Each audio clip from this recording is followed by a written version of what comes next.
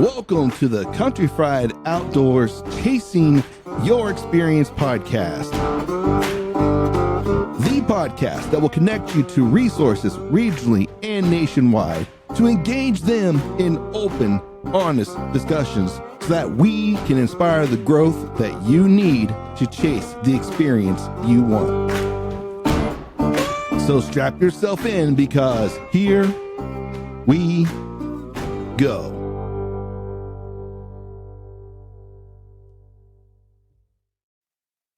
Hello, everyone, and welcome to another episode of the Chasing Your Experience podcast. I'm your host, Sean Smith, and today we've shifted gears a little bit. You always hear me talk about the outdoor space, hunting, archery, 3D archery, all these things, and we're going to be shifting gears today to focus more on a topic I don't cover a whole lot, and obviously, if you see me, I'm not a specimen of physical health. So, but with that being said, we're going to start going down the road of fitness because let's be honest, like if we are going to be the ones chasing elk in the West, or we're just want to have a better lifestyle, we want to be able to hit as many opening mornings as we can, we probably should be thinking a little bit more about our fitness and taking care of ourselves a little bit so we can extend that as many opening days as we can, because we only have a short number of those anyway. So let's get as many as those can. And since I am definitely not an expert in this, I have just a guest to have on with us today to explain this. This gentleman, happenstance to come across this guy at Archery Hike down in Logan, Ohio, and we quickly kind of hit it off, and he was more than happy to come on the podcast to kind of help us with a little bit of this fitness journey, some ideas, some change our ideas about some misconceptions about the fitness journey and things like that, and just see where we go with this. But ladies and gentlemen, help me welcome Dillon Frantz. Dillon, how are you, sir? I'm doing good. Can't complain. We were talking off air. You said this is your first experience, man. So hopefully it's not too dreadful for you, but we'll get there. I'm excited. Well, man, you got a lot of news coming up. Obviously, you guys are getting ready to head out west. You and I talked a lot about that off the air. But let's talk about, I think, the thing we've had in common, and that was Archery Hike. Was that your first archery hike you've been to? Yes, that was. Yep. So what are your thoughts? What was your experience there? What would you like? All of it? Man, invaluable. Just very invaluable. It was such a great experience because, I've done a lot of 3D shooting, right? And most of the ones that at least I've been to personally, it's either, flat ground, or even if it does have some hills in it, it's just like a little bit of walking. You might walk 20 to maybe 60 yards to another target, right? And what I really loved about Archery Hike was that the targets were spaced out pretty far. It was pretty challenging terrain. They encouraged you to wear a pack as well, which I think is super important, not only for, fitness, if you're wanting to especially go out west and things like that, but also, for shooting with a pack on, because especially if you're going to hunt out west, most likely that's a scenario you're going to find yourself in.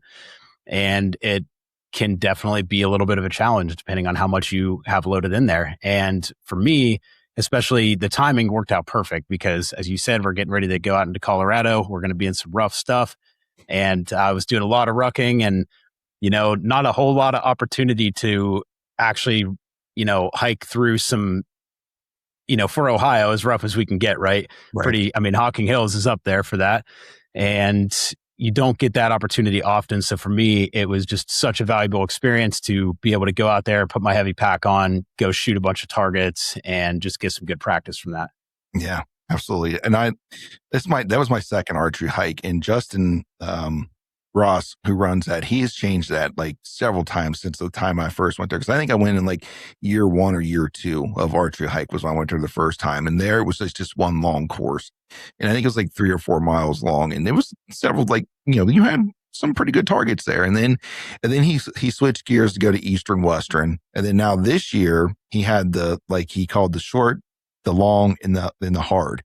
And I gotta say, Justin, if you listen to this, I think your long hike was harder than your hard hike because that was rough. I'm with you. 100%.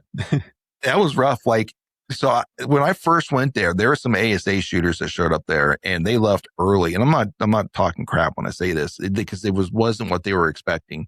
Because if you shoot ASA, if you've done anything ASA wise, like they like flat ranges. One of the local ranges here that I go to all the time, like Lone Eagle, they did a shoot there and they complained about the elevation there, and it's nowhere near what Archery Hike is. So I can just imagine what these poor guys felt like when they got there. But yeah, Justin, your long hike, I think, was harder than your hard hike, for sure.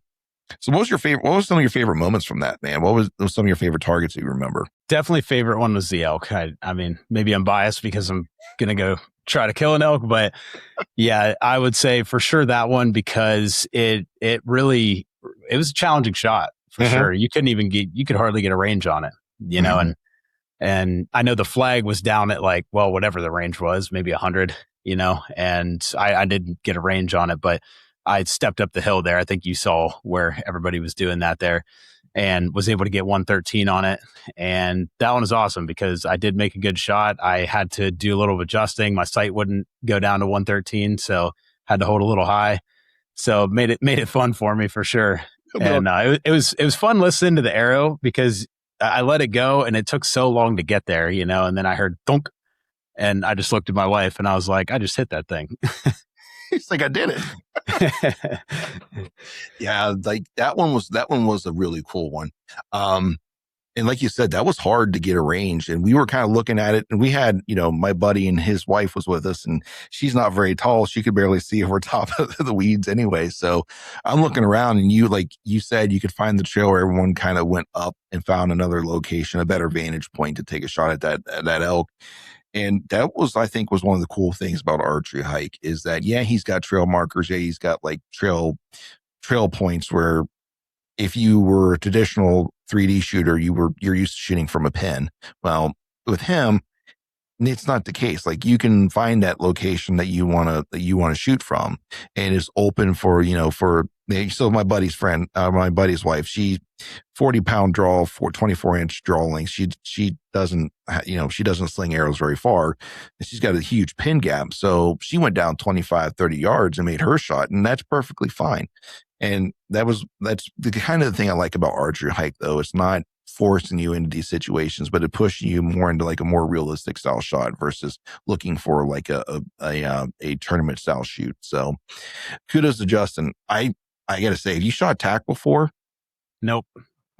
Justin, this year I had a really deep tack feeling to it. Like the way the targets were set, the way it was set up, like it was very reminiscent to a tack that I shot there at Seven Springs a couple of years ago. So he's stepping up a little bit. Yeah, that's cool. That's cool. And another one that I really liked was on the challenging one that I think there was a sheep and a bedded buck. I think a similar scenario for those, but you shot over top of that ravine. Do you remember that one? Oh yeah. I thought that was just such a cool shot. It just was it felt like you were in the mountains. It did. That was a cool. So the black bear and that one was really cool. I really liked those. Cause I don't know if it was a long hike. It might've been a long hike, I think, but there was a black bear that was kind of set up in kind of a similar situation. But I don't think it was the long one. I think it was the short one. Not the short one, but the hard one. That was a cool one. But yeah, that sheep. Well, so let me ask you this: when you were looking at that, did you estimate that to be longer or further, or longer or shorter of a distance of what it actually was? The sheep, the one that was down like in that cave thing, is that the one you're talking about? Yeah, that one. I thought it looked longer than what it was. Yeah, personally. Yeah, that's what I thought too. I think that's what that canyon did to us too. Like you're shooting across that, and I think you just automatically assume it's further than what it is. But I think it was 40 yards. It wasn't anything terrible if I remember correctly. Yeah, but it was a hike out of there. That was fun. I think that was the worst part of the hike at all was through there. Yeah. Yeah, man. So glad we came across each other. What just happenstance? I think you guys are on you were there all weekend. You did the 3 days, right? If I remember correctly. Yep. And we just came there for the one day because we, whatever life we were dealing with back home. And you guys happened to just be parked next to us, and I got these deer sticks from a local shop here. I'm like, oh, I got these, and we've already had some. Let's see if these guys want some. I went over, hey, you guys want one? And we shared, and we started talking about where it came from. They're like, we're from here. I'm like, really? It's from small world, man. Very.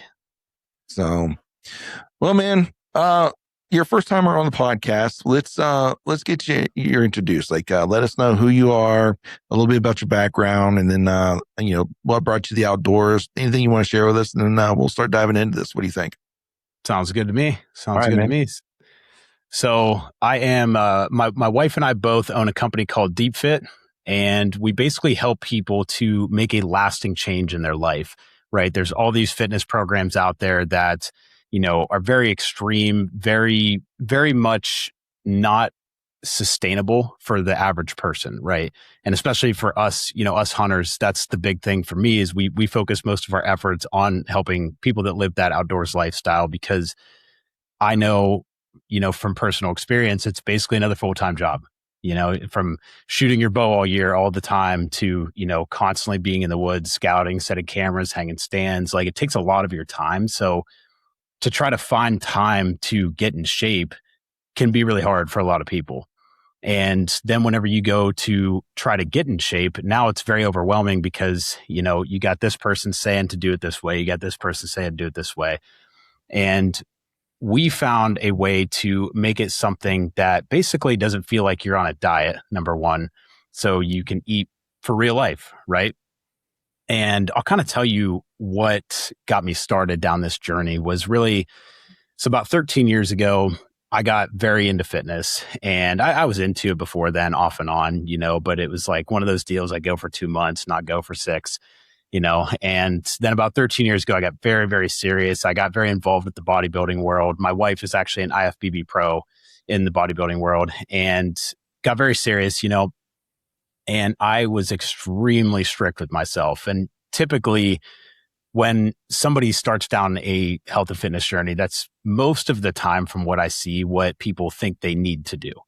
They need to be super strict. They can only eat this. These foods are off limits. These foods are on limits, right? So, and that is very much how I was with myself. And I was in great shape. I can't say that. I was very, very great shape and very dedicated, very driven. And then I started working on the pipeline. So I took a job, I was working on the road a ton and just didn't have the opportunity to live the same lifestyle. I went from being home every night, I was driving 15 minutes to work, had plenty of time and had my home gym to go to, had a kitchen, obviously, at home. And then when I was living out of hotels, it didn't work that way anymore. Right. And it went from being super strict and only eating pretty much whole foods. I mean, I basically ate chicken and rice for every meal. Mm-hmm. I was the typical thing with that, right? And as soon as I didn't have a kitchen, well, that didn't work anymore. And so I started just eating like a normal person. And, I had a decent understanding of what to eat and everything, So I still ate decent, but I didn't know how much I was actually intaking. And next thing you know, out of nowhere, I felt like, and this is, pretty typical story. I feel like this is a pretty usual thing for a lot of people is you wake up one day and you look in the mirror and you're like, what happened? How did I get here? And what started that for me was my wife and I actually went down to Arizona and we climbed Camelback Mountain, and she smoked me up that mountain. Like, I was really in rough shape and she just shot up that thing, and that's kind of what started it for me. And then we got home and I was like, man, there's got to be another way, there's got to be a way that I can do this and not have to be so strict with myself, not have to, not eat certain things and, give myself those boundaries like that. And so I went on this path and I found a way to actually make it work for a normal life where, you're still eating the things you enjoy. And it's not this life that it's basically not something you're trying to constantly force yourself to stick to. Mm-hmm. It basically becomes a part of you and who you are, if that makes sense. And that's what sent me down this path. And, you know, after I was a coach for a little while, hunting has been my life, right? Like that's been like my number one my whole life. And, you know, once I got into this, I actually had a buddy that went out west and went and did a hunt. As soon as he got back, he called me. He's like, man, I need help. I need you. He's like, I got humbled real quick. I thought I was just going to go out there and not train for it, not get in shape or anything. And he was like, man, I ran out of water. I actually thought I was going to die. And so then I started thinking, I helped him, and he was able to lose 25 pounds to get in really great shape, go back the very next year, actually go in deeper, kill a mule deer in deeper and pack it out. And after that, I was like, man, I need to help hunters. You know, like this is an area that I can see needs that help, if that makes sense. And so that kind of sent me down helping hunters specifically. Mm-hmm. Mm-hmm. So Yeah. that's a little bit about how I got started, how I got things rolling, and that's And that's it. Here it is. It's funny because I hear this I hear the same premise. So what I do for my day job is I travel around a lot and I get to meet, a lot of people from different walks of life. Right. And I've met some pro athletes. I've met some high, Division I college athletes. I met, different people for different levels, some professional shooters, things along that lines. And everyone kind of seems to have like a similar kind of story a little bit because they reach a point in life. Some of them never come back. Some of them leave, but they realize just how hard and how strict they have to be with themselves to be at the level that they're at. Right. And then they kind of get burnt out on it. And they're like, I don't want to do this anymore. Like, this is not, you just get burnt out. Like we reach a saturation point and they're done and they walk away from it. And it sounds like you, although you were kind of, now, honestly, I don't know your full story. I'm not going to try to put words in your mouth, but I kind of hear kind of a similar thing. Like, you started to go into this work, which kind of stopped you from following this. But it also, when you come back, you're like, listen, this strict diet, like I'm maybe a little burnt out with this a little bit. So what's another way that I can do this, meet my goals, but yet not be as strict as I've been in the past?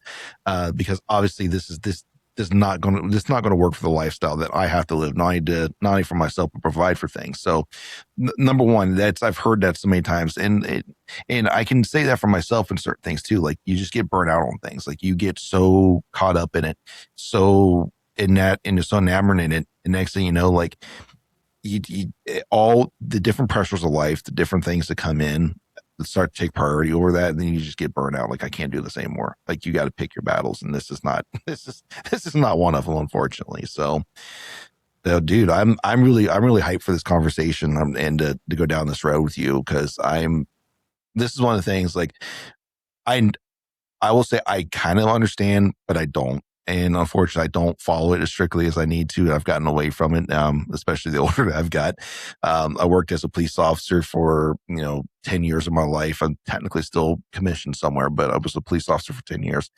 And you find yourself in a similar situation, although I live close to home, but I'd be working 13-hour days, 13 days straight. I wasn't home very often. It was really hard. Like, we had young kids, we weren't,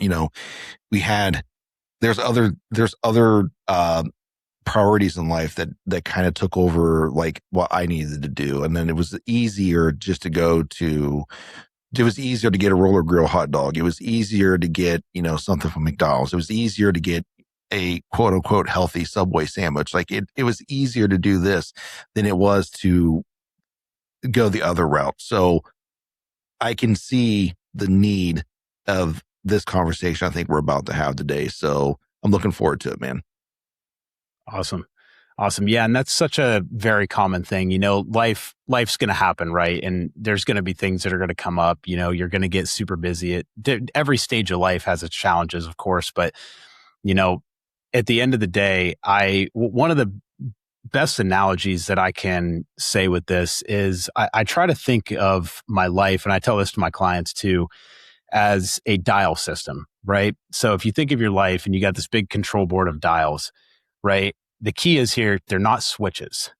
And so that's one of the biggest things that I see is, if we have, let's say you got your, we'll go with the dials for now. So let's say that you got your family dial, you got your work dial, your hunting dial, fishing dial, and you got all these dials, right? And then you got your health and fitness. And what a lot of people do is a lot of people will treat them as switches, right? As, if my family and work dial are switched on, my health and fitness one's switched off, right? I'll get back to that later. But whenever you can reframe that and look at it as a dial to where it never actually shuts off, right? Like you just have, like maybe sometimes it's a quarter of the way up there. You can't do everything, but you can do something.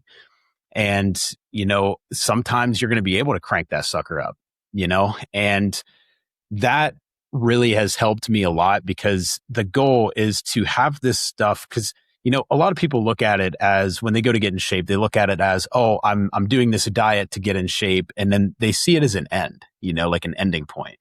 And the thing of it is when you can really reframe that and not look at it as there's an end, it's just an ongoing journey, right? Where our bodies are with us forever, and yeah. And so like when we look at it as, oh, I'm going to do this diet and I'm going to get in shape, what I see the most with that is somebody will go on, let's say carnivore. That's the big one in the hunting world that goes around, right?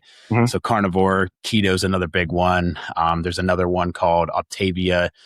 And people will do these and, you could say that they work if that makes sense. But whenever you do it, and this is where I see most people go a little bit wrong with it, is they will do that. And then they'll be like, oh, I reached my goal. I'm good now. And then they stop. And then it all comes back. Right. And the reason why is because they didn't actually learn the habits and the lifestyle that it's going to take to continue that lifestyle. Because, if we just typically what happens is especially whenever you treat it as a finish line, what happens the most in that world is that you get to that finish line. And just like if you're going on a race, right? You cross that finish line, you're done. You go home. You're done. You get to go chill out for the day. That's what happens. It's the same thing, only it's just a longer span of time, right? And so when you can think of it as dials, and, you can't have them all cranked up all at the same time. That just doesn't work out. And that's another thing I see a lot of people do is they'll try to, crank that sucker all the way full bore, full max, and just like you said, you get burnt out really quickly doing that. And, one of the things that I see a lot of people will say to me is, oh, I just need to be more strict with myself. And, that saying right there, anytime you're saying I need to be more strict with myself, it's already creating a negative thing in your mind with it, and so anytime you have a negative thing in your mind about something, you're probably not going to enjoy doing it. And so it's like I mentioned with the dial, right? If you can look at that as a dial to where you're turning that up and down through the different stages of your life, but it never actually shuts off, that will take you so far because anytime that you have a busy stage of life and let's say you can only, make it in to work out for 15 minutes. A lot of people will look at that and be like, oh, 15 minutes isn't enough. Like it's not even worth it. I'm not going to go. The thing with that though, is that if you do 15 minutes, not only did that continue the progress that you've already had and built, so you can keep moving forward. There's never going backwards. But then what you do is whenever you're like, oh, it's not worth it to go for 15 minutes, now you just pulled yourself out of that habit and rhythm that you had going. And you do that once, maybe twice. And now all of a sudden it's really, really hard to get going again. Now you have to rebuild that habit again. So that's one of the best ways that I could say for, somebody that's just getting started and they really want to figure this out, just start slowly turning that dial up, just slowly, don't blast it all the way up. If you blast it all the way up, most likely you're going to get burnt out. And a lot of the time, you blast that thing all the way up, it typically sends you down a path that doesn't actually teach you much. It's just a very intense thing that you're never actually going to want to do, if that makes sense. It does. And one of the biggest things that I tell people is that if you can't see yourself doing what you're doing in the long term, it's probably not going to stick. No, you're absolutely right. And I was just thinking about that as you were talking, because I've heard, I get this example from another author. His name's Sean Aker, and he's talking, it's his book on positive psychology, but he's talking about how he was helping this woman train for a marathon. And he's like, she immediately, like, she wants to train for this marathon. So she immediately starts doing like these huge, like long distance runs, like right out the gate. It ends up getting injured or ends up like burning herself out and starting to have these negative consequences or these negative feelings about what she's doing. And he's like, what she needed to do, like you said, is start small, like, and build small gains, small goals. And the mind is a wonder is very mysterious but yet wonderful thing, and it's been so hard for us to try to even try to replicate it in our technology, like just how complex our mind is. And even the most simple of us out there is still a very complex system, the way our brain works. And I wanted to take a minute for a special announcement, and I'm super excited for this one. But before I get too far along, just something doesn't feel right. Just hold on a minute. There we go. That's better. We had the owner of Sea Deer Camo on our podcast, Jason Kalman, several episodes ago. And from that, we started to build a great friendship and a partnership. Sea Deer Camo is a camo brand that is made by hunters for hunters. From base layers to outerwear, Sea Deer Camo has you covered from early season through late season. It is functional hunting apparel that won't break the bank. And we are so happy for this relationship with Sea Deer Camo that we have a code for you that you can use right now. If you head over to huntseadeercamo.com, punch in the code countryfried10 and save yourself 10% on your order as you get ready for season to just hunt. And while you're there, don't forget to pick up one of my favorite articles, and that is the Mountain Ops Pants. And now back to the pod. When you're talking about that negative feeling about this, right? So you're getting all these negative emotions, all these negative feelings about this, and it's dumping all these negative neurotransmitters and stuff in your body, and all this cortisol and stuff, which is actually working against what you're trying to do anyways, right? It's working against you. However, and I'm sorry if I'm stealing your thunder. I apologize. I'm just kind of diving you're in. Good. You probably tell me that I'm stupid and I'm way off the right field when it's done.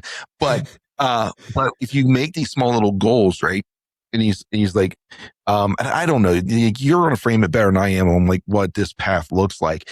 But the big broad brush generalization that I would say is that you just make these small little goals. Like today, this is your goal today. And it's just a step in the right direction, right? As they say, 1% better every day, right? Try to be 1% better. But what this does is now you've reached that goal. And what happens when you reach a goal? Well, you get all the good neurotransmitters, all this stuff starts to, the dopamine, the serotonin, oxytocin, all these things, start to flood your body. And you're not depriving yourself of that. And these are things that actually help kind of reduce those cortisol levels too. And it's because cortisol is just going to fight against what you're doing. Like, as we said earlier, and you will probably dive into this a little more than I'm going to be able to, because I have a very broad knowledge of it, not very deep, but hitting those small goals, right? You get these small little things, these small little hits of dopamine, these small little hits of serotonin and stuff. Now, all of a sudden, what seems like an impossible feat, now, as you build these small little goals and these small little things, you keep having these little positive reinforcements every time, every step along the way. Next thing you know, you wake up, it's tomorrow, and you're way closer to your goal, and it didn't even feel like it. And you're like, wow, like, you've actually started to build that habit. So I don't know. Am I off in left field here? I mean, how? No, you couldn't have said it any better, to be honest with you. That's exactly right. And you brought up cortisol, and that's a big thing that, especially as men, right? We all think that we can just handle it, and, we think we need to be more intense, or, we've been saying more extreme or strict a lot. And cortisol will work so much against you whenever you have that raised way up there, because, as soon as you start stepping into that area of pushing your body past what you really, I guess, should be doing at the current level that you're at, and I see this a lot with injury, right? You brought up getting injured. That's definitely a big one that I've seen. And cortisol will make you hold on to belly fat, and that's the thing that everybody's wanting to get rid of, right? And that's something, and another one is sleep, right? Sleep, if you're not getting enough sleep, your cortisol will be high. And that in men is, I see that a ton, where we think that, I'm not going to sleep much because I got all this going on. And, don't get me wrong, there's definitely weeks that I don't sleep as much as I should, for sure. It happens all the time, very frequently. But, when you really get that cortisol spiked up like that, it really does, it does so much more harm than good. And the dangerous part about it is that sometimes it can almost feel like a stimulant almost. And like, if you've ever had a day, for this is a perfect example, if you ever had a day where you got 2 hours of sleep, maybe, I'm sure maybe in the mountains, you might have had this happen. You get 2 hours of sleep and then you wake up the next day and for some weird reason, you are like more energized that day than what you were the day that you got 8 hours of sleep. Mm-hmm. And what's happening there is your cortisol spikes up because we're designed just like an animal. We are a mammal, and just like an animal, right? They're just because they didn't get a lot of sleep or something stressful happened, maybe pressure blew them out of somewhere or whatever. Now I don't actually know if it's called cortisol for them. I actually have no idea on that. But if they have that happen, like they can't just not do anything, right? They can't just stop. And it's the same for us. Like we have that built into us where it will spike up to carry us through. And there will be a lot of people that will push themselves through a lot of things that their body isn't really in the position to handle, or in a lot of cases, everybody's body can't handle getting no sleep, right? And that's the dangerous part about it, is sometimes you can actually feel more energized. And when we go on these really super strict diets, especially, carnivore, keto, these things we talked about, right?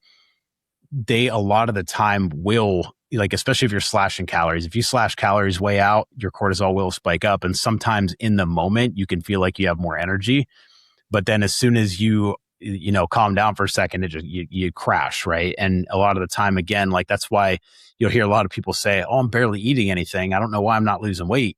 And a lot of the time it's just because cortisol spiked up there and they're not eating enough food to actually fuel them through the day. So their body has to compensate with that, with having that cortisol spiked up to be able to push them, forward.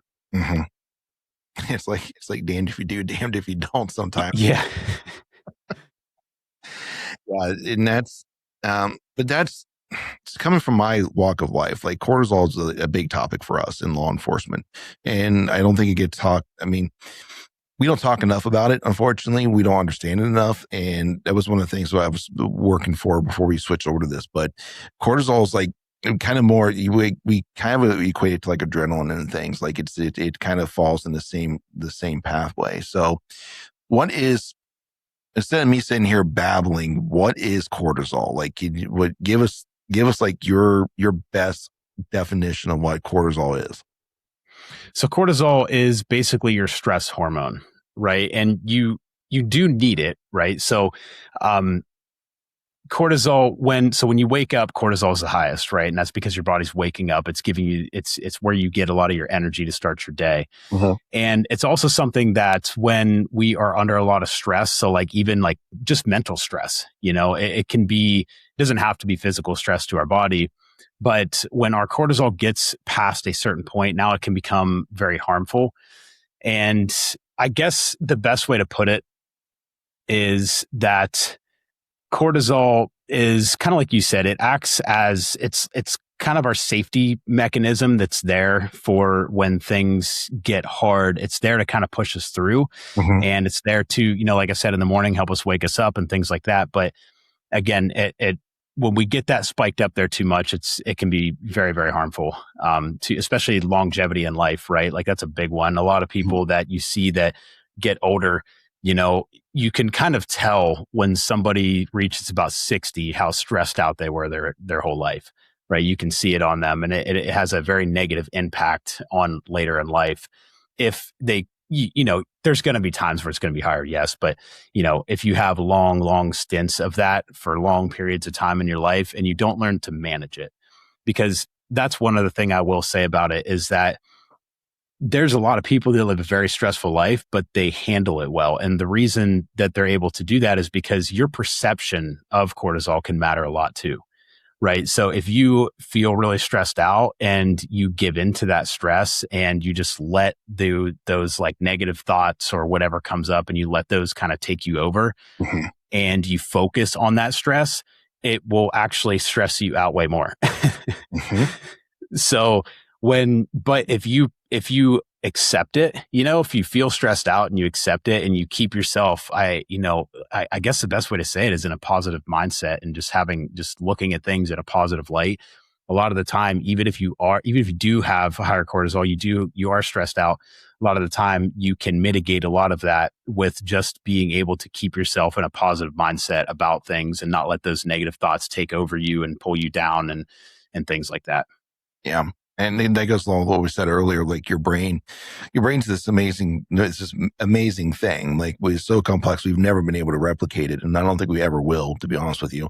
But as we relive those stress hormones that we've already talked about, they keep it keeps getting reintroduced to the body. So you keep pushing these things. And so it's also the inverse. If you, what we call recapitulate or, start thinking about some of your positive experiences, because then you relive those moments too. And then the exact same happens just with the positive neurotransmitters and things that we're trying to get, the serotonin, oxytocin, all these things, start to cycle back through in that too. So yeah. Yeah, man. So let's dive into this. So obviously I think we hammered on this pretty good. We talked a little bit about people coming into this, and I love the analogy of the dials. Like never really looked at it that way before, because I think I've always been more of a switch person. Now, since you said it that way, it's like you switch on, switch off, switch on, switch off, switch on, switch off, right? As you go down your list of what's important now, all right, that switch is on. This switch has got to come off because I've only got so much energy I can devote to this, right? As an animal, as a living being, right? I'm kind of like an energy. I only have a limited amount of energy per day, right? And what burnout happens, as you talked about, is when I devote way too much energy and I deplete my energy sources, but yet I still have tasks that need to be done, right? And so that's where kind of burnout starts to come in. So that's why we try to mitigate this by switching these switches off. But your analogy, which I really like, is the kind of the dial thing. And I like it for two things. One, because then we can kind of work between these two dials, never switch it off. It's like, because we never accept that this isn't this. By turning it off, we are then saying this isn't important, right? This is not an important part of my life.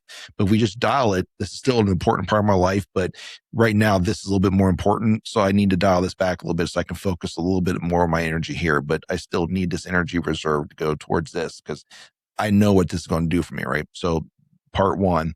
The next part is this is a dial that I maybe have not turned on in a while, or a dial that I've never turned on.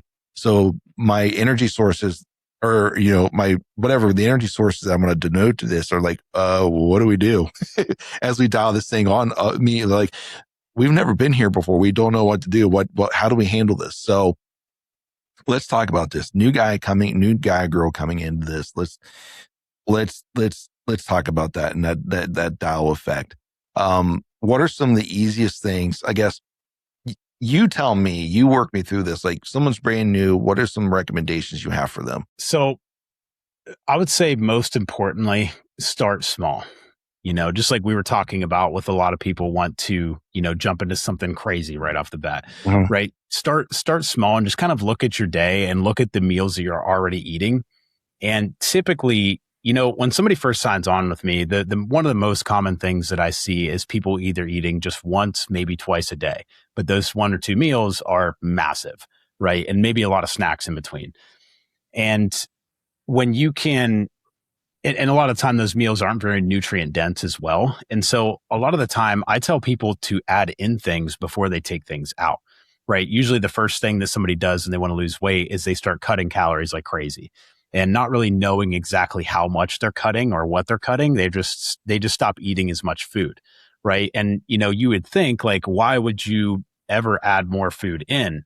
And that's because a lot of the time, if we're eating foods that aren't giving us very much actual fuel to run off of, so you're not getting good nutrients in with what you're eating, then if you start taking food out, you're gonna have nutrient deficiencies like crazy. And then you're not going to, on top of that, you're also not going to have any fuel to actually run off of. And typically most people start going to the gym, right? Or working out at home or whatever that may be. And so now you don't have any energy to fuel that workout, which this is where, this is a big one here is motivation, right? This is where, a lot of people were like, I just don't have the motivation. I'm eating okay. Like eating clean is like typically the thing that I get. And I'm like, I'm eating clean, but I just don't have any motivation, and motivation is the exact same thing as energy, right? So if somebody says they don't have motivation, typically that's just because they didn't have energy. And if you don't have energy, so the first thing you got to look at is where do I get my energy from, right? And that's your food. And typically, if we're slashing calories out, energy is going to go down. And then that doesn't give them the fuel to go work out. And so what I like to do with people is I like to start adding things in to their meals that they're already eating or into their, days. A lot of people don't eat breakfast. It's a big one. So, somebody might start out with even a banana and a protein shake, right? And just something to get in the morning that's not a lot of volume. A lot of people talk about waking up not very hungry, things like that.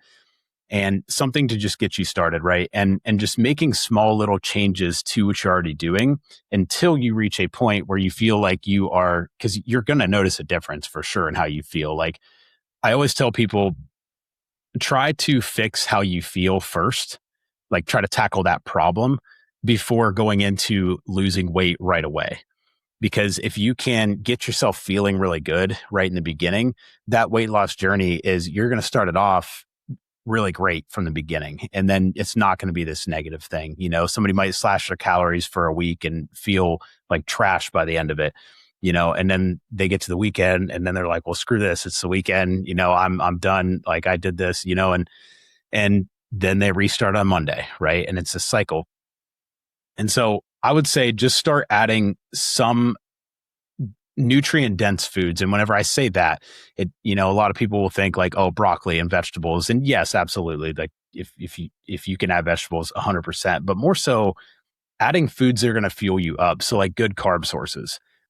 And that's one of the other big topics here is carbohydrates, and carbohydrates are your body's preferred source of energy. Right. And so that's usually the first thing people try to cut out. So you can see how that would be counterproductive. Carbs aren't bad? No, absolutely not. Carbs are bad. That's the first thing you hear in most diets too. Just for anybody out there, carbs are absolutely not bad for you. They are very good for you. They're going to give you the fuel and energy to run off of. They also break down into glucose, which your brain needs for focus and, to be able to actually function properly, right? And that typically the first thing that I'm working with people on adding in, it's usually carbs and protein. Now, protein is your most important macronutrient by far because that's your building blocks, right? That's, that's going to recover you from your workout. That's going to give you the building blocks your body needs to recover. And that one there is, to be honest, a lot of people look at it as a really hard one to get in, and it can be for sure. If you're somebody that wants to get it all in through meat and stuff like that, it can be a little challenging to get enough in. But, using protein powder as a tool can be very, very useful for that, and protein powder is basically the same. So it's your meat, dairy, and egg sources that are just dried out into a powder, right? Now, is it as good as those things? No, because some of the nutrients, just the micronutrients within it get dried out, right? But it still gives you those building blocks you need. So typically the first thing I'm doing with people is adding in a protein shake somewhere in their day just to kind of like get that up a little bit. And adding in some good carb sources, we usually start with fruit typically because it's easy. That's one of the biggest things for me is I try to make things easy for people because, if I were to come in and hand you a meal plan of chicken or rice and beef and potatoes for every single meal of your life, you probably wouldn't want to do that very often, And so not only for the fact of just, what it is, but also because now you have to prep that, you have to cook all that, and adding some, apples, bananas, things like that you can just be eating that on the go. It's very, very simple. And then as far as working out, I would say with working out, somebody just getting started, again, same thing, start small, start with 3 days a week, and guys, lay off the cardio so much. That's typically when somebody goes on a weight loss journey. Everybody gravitates towards doing a ton of cardio, right? They just want to burn that weight off, right? Mm-hmm. And the thing is about that is your daily activity. So you're just daily steps, right? That matters so much more than your cardio, because especially if you can get steps periodically throughout the day. Now, if you have to get them, all at once on a treadmill, totally fine. Definitely get them in for sure. Mm-hmm. But when you can get them periodically throughout the day, what it does is it keeps your energy levels up higher, more consistently throughout the day. And it keeps your body active and burning calories, right? So you can literally raise your metabolism, so you're burning calories more often just by getting more steps frequently throughout the day. And a lot of people think, well, it's just walking. Like, I can't imagine that would be better than cardio. But when you think about the span of time, like you get in that calorie burning time in a session of, let's say you do 30 minutes of cardio, right? You're in that range, right? Where you're actually burning calories for 20 to 25 minutes roughly. But whenever you get in that range and you can stay in that range all day long, now it keeps you there. And then you're going to notice your energy levels rise, right? Because your body has no choice but to adapt. So your body has no choice but to keep you going. So it's going to keep your energy up higher just more naturally by getting more steps.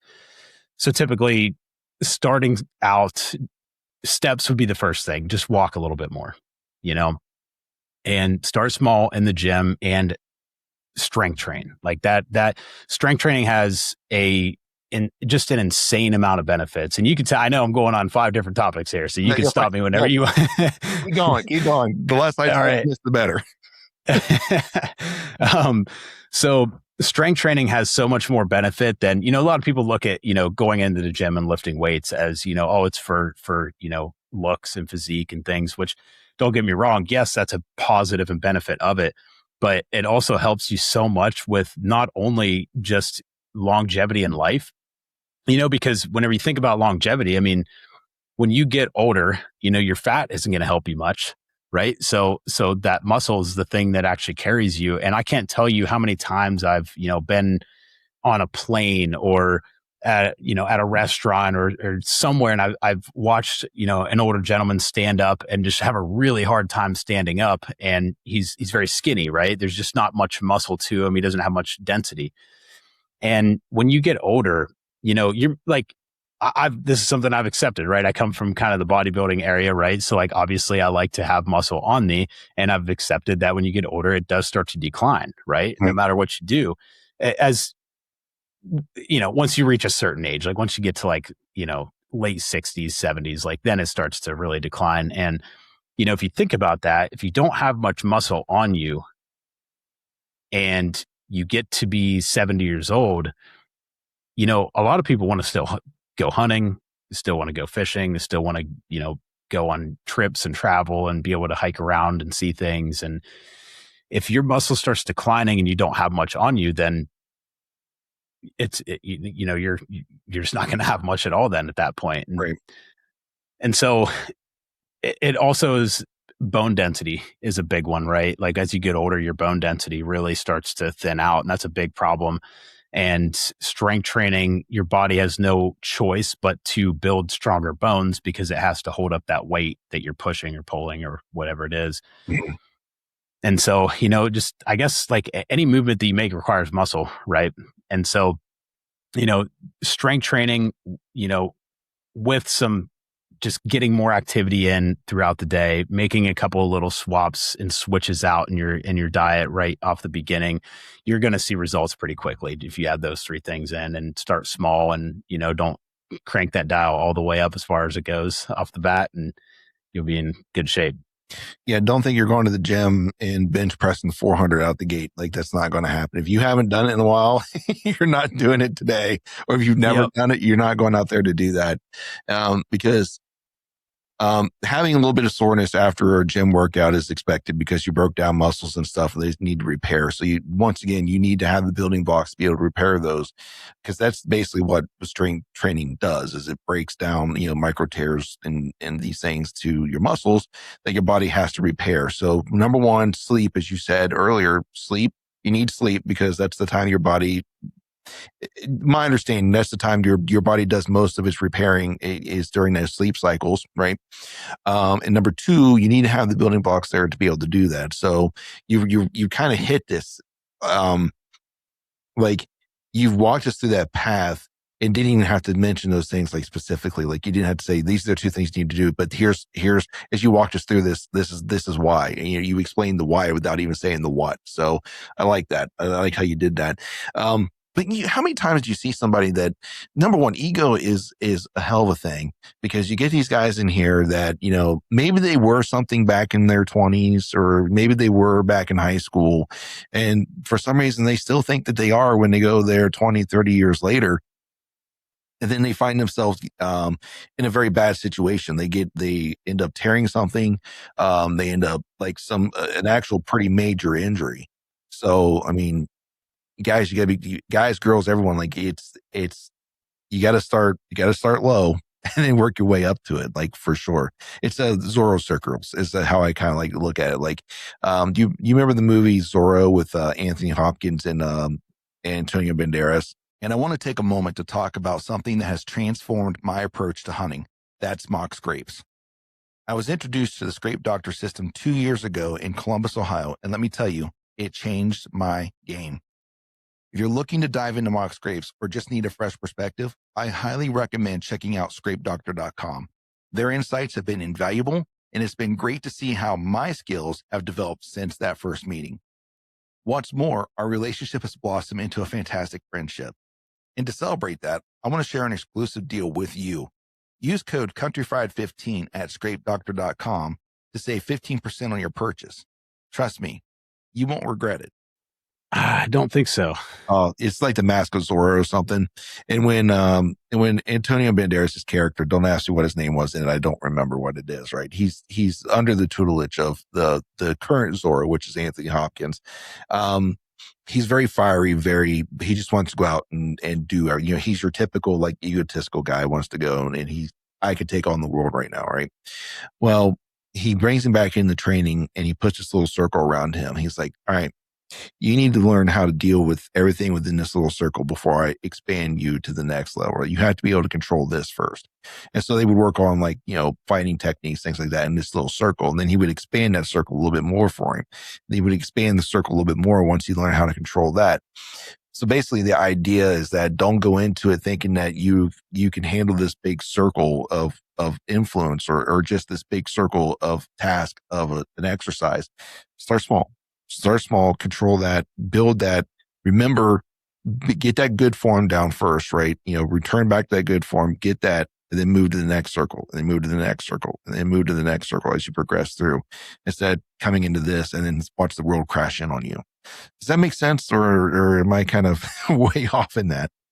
No, that's exactly right, for sure. And injury is not a fun thing. I experienced it, in the beginning of my journey. I had a shoulder issue come up, and it was from not warming up. It's a big one that I see is, I see a lot of people every day actually that'll walk in that gym and just go straight to it, man. And I was that guy when I was younger, and I paid for it in a couple of different ways. And I've come to really love warming up. And, just like you said, start small. Don't go in there thinking that you're gonna, like you said, lift 400 pounds right off the bat. Or, if you were in high school at one point and you could lift a certain thing and you haven't lifted since high school and you're 35, probably not in the same spot anymore. So things have changed. Bad news for you. So things have changed. Yeah, for sure. I remember these shorts fitting a little better last time I wore them. Anyways, so all right, so let's focus on the specific needs of hunters, because that seems to be like the focus that you're focusing in on is hunters. So what's different for the hunter than it would be for someone else? Is there a big difference, or is it just more of the end goal? Or maybe it's particular exercise. I don't know. What is it? So my answer to that might be different than what you expect here. So I would say the biggest difference when it comes to hunters, and I'm talking the guys that it's all they think about, right? It's their life, the actual lifestyle and fitting it in is the one big difference that I see more than pretty much anything else, because, it really can be a full-time job to anybody that takes it very seriously and spends a lot of time shooting and hunting and scouting and all these things. It can be really hard to fit something into that lifestyle. Mhm. So that's number one. And then number two would be the movements that people are doing, right? I love the bodybuilding industry. I love it. It's great for building a lot of muscle mass in a short amount of time. Now, some of it does translate, absolutely, right? Like you can't just it's not like you're gonna have muscle on you and it just not do anything for you out there, right? But more so in the mobility area and the functionability area, that is where I see most often, like even if somebody is in, decent shape, being able to, like, for example, we were talking earlier about hunting the mountains, right? Being able to go out there and hunt mountains like that and not be just absolutely smoked the whole time. It does require a little bit different of training. And, I gotta say, when I got into this space, this is actually one of the things that really sent me down the hunting path, is because I have been into all of it, right? There was a point in my life I wanted to get into powerlifting, and I dove into that world really heavily. Bodybuilding, the same, probably most in that one. And what I see a lot is a lot of hunter programs out there that I've done a lot of research on. I've actually went through several of them myself just to kind of see where we were at with it. And Mhm. one of the things that I feel a lot of the hunter programs miss the mark on is, I feel that it's, and there's absolutely nothing wrong with CrossFit. I just feel like it is very centered around that, and it doesn't give you enough recovery time, not only between workouts, but between sets even of things. And for somebody that's just starting out and maybe they need to build some muscle and strength, maybe they don't have that on them. And somebody might go into one of these hunter programs and, want to build muscle and strength. And what I've seen from them and what I know about what it takes to actually build that muscle and strength is that when you have yourself worked up really high, because a lot of CrossFit style working out is very, very high intensity. It's basically a HIIT workout the whole time, right? Mhm. And when you do that, you don't give your body enough rest to be able to push the movement hard enough to actually gain that strength and muscle. Now, you will gain strength and muscle from doing those types of things. I'm not saying you won't, but to really optimize it and to get the most out of it and actually feel recovered, that's where I feel that I bridge the gap on those things. Is, we do movements like that, right? But then we also incorporate your regular compound lifts. Like there's not a better lift out there. There's not a better movement out there than a squat or a deadlift, right? Because it's the thing that you're using so much of your body to perform those movements. And it is a very, very real world strength type of movement. And to get strong at them, you have to, give yourself some rest in between sets and actually build that strength. And I feel that there's a time and a place for high intensity working out. And, the reason I bring this up is because I know in the hunting fitness world, that's pretty much the main thing that I see, is very much that high intensity stuff. And what I've seen is it stays pretty year round for that. And I'll just give you the example of how I do it and how I work with my guys on it is, most of the year is spent around strength training, doing movements that are going to carry over, right? So like, doing things like lunges, step ups, I mentioned squats and deadlifts and, shoulder pressing and just things that are going to actually carry over into that world, the things that you'll use your body for. And, then after that time period, so I would say 3/4 of the year is spent around that. And then usually that last section of the year is conditioning, right? Now we're getting ready to go. Like, for example, for me this year, I'm getting ready to go hunt the mountains. My training switched completely to conditioning style stuff, but it bridges the gap between the two to where I was still strength training. I was still progressing in that area, gaining strength. My body was recovering, but I was also gaining that endurance and stamina at the same time to be able to carry me through. And it wasn't this, and we talked about cortisol earlier, right? Whenever you do high intensity hit all the time, it's very taxing on your actual nervous system in your body. And so, the last thing you want to do is have that going on for most of the calendar year, so I guess that's kind of the difference between how how a lot of hunter workouts are and how I do it. I kind of bridge that gap between the two, if that makes sense. Yeah, no, it makes sense. I hear what you're saying. I guess we've all looked at it. So a lot of us has worked in, especially if we had the aspiration of going to Colorado. Like, we're going to go Colorado, we're going to go out west, we're going to go do a mountain hunt, right? So first thing we do is we start looking at the hunter-based workouts, the popular ones. I'm not going to name names, but we all can probably think of at least one that really comes up, and you realize that it's a lot of this, hit. And there's also a pretty big influence that's really big in hit training and stuff. So no, I hear what you're saying. Like, I think it's something that a lot of us has heard. Here's the challenge, I think, for you though, is it's your old style whitetail hunter who 100 yards is the furthest I'm ever going to walk. I'm going to climb my stand. And then my diet consists of coffee and Little Debbie cakes. What is your response to this gentleman, this lady here? What's the motivating, what's the point of change for them? So biggest thing is kind of going back to what I mentioned with making small changes, right? But specifically for that person, swapping out maybe those Little Debbies, we all don't want to do it, but, swapping that out for even something like a protein bar, right? That's actually going to give you good calories to run off of. That's actually going to make you feel good. And it's not going to be, I'm going to be the first to tell you, I'm not going to bash desserts. I'm not going to bash anything like that because I love dessert. I definitely love it. Now, everything comes with moderation is how, I look at that scenario. And, somebody that is, walking 100 yards of the stand, they definitely don't have as much of an intense thing as, let's say, going hunt in Colorado, right? My thing that I'll say to that is, as far as the working out side of it goes, you really the doors are endless with that.